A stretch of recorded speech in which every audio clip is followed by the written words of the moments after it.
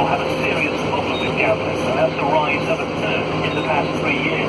The Department for Digital Culture, Media and Sport said they expect the gambling sector to protect players and help them stay in control, but admit more work is needed. Publishing a review of the industry in the autumn. Rail companies are warning of massive disruption for passengers this weekend as Euston Station is closed for major improvements. 130